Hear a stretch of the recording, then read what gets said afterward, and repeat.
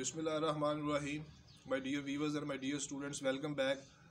Today I shall tell you about the remaining story of The Old Man and the Sea. We left the story in the evening time of 86th day when the boat was being pulled by pulled by something heavy in the sea.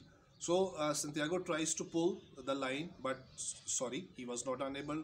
He was unable to push the line. So on the whole night and the whole day, Santiago holds the line and tolerate everything, all the pains and sufferings over there. On 87th day, in the morning time, Santiago talks imaginatively with that fish which was below the water.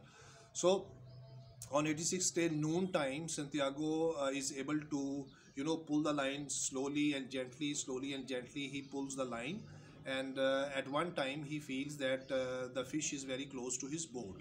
So his hands were bleeding, he fell in his boat many times, and he has nothing to eat, but he has a willpower, strong willpower to face the situation. So the fish suddenly appears, come out from the water, and it jumps up and comes out from the water and again fall down.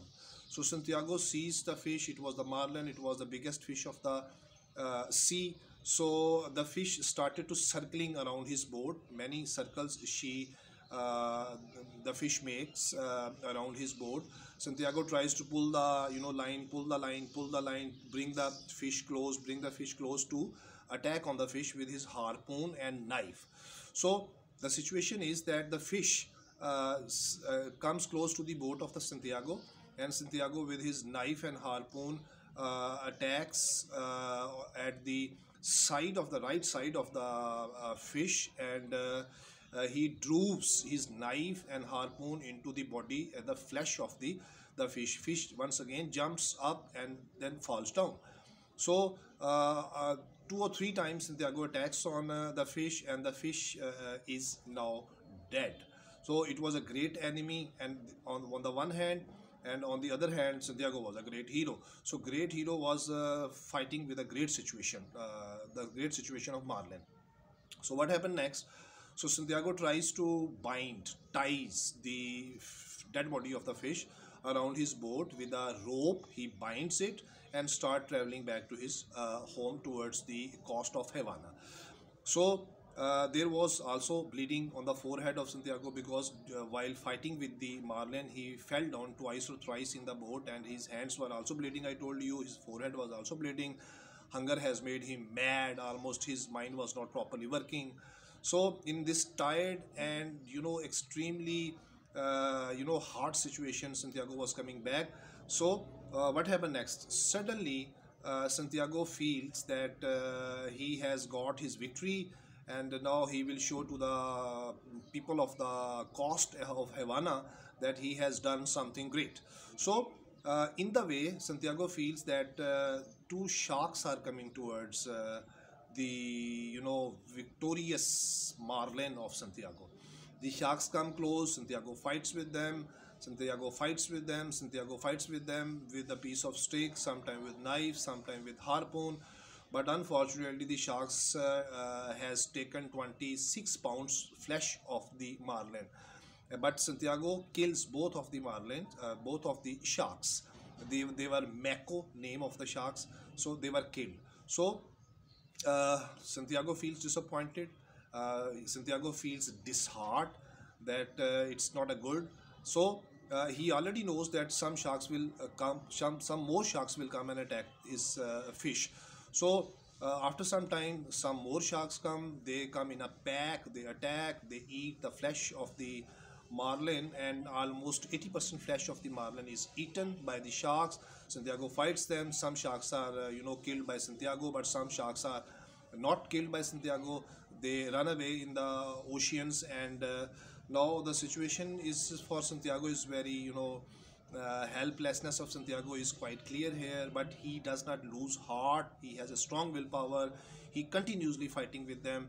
So by and by he reaches close to the his coast, and he feels that all the flesh of the sharks, all the flesh of the marlin has been eaten by the sharks. So this disappointment is everywhere for Santiago, but he, again I told you that he does not lose his heart. He does not lose heart. So at 87th day morning time, early morning, he reaches at his point, and he goes to his hut and sleeps over there.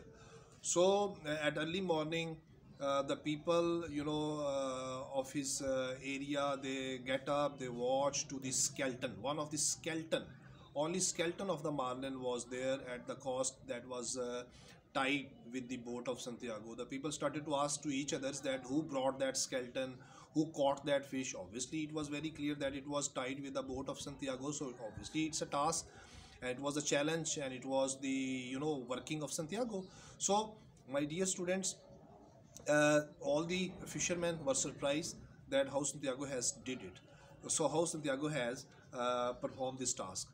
So the boy helped Santiago so much again and again, and this was the situation that Santiago feels so much disappointment. He sleeps early of the morning. Santiago also comes out and tells to the Manolins that the sharks have defeated him. Sharks have defeated him. Sharks have defeated him.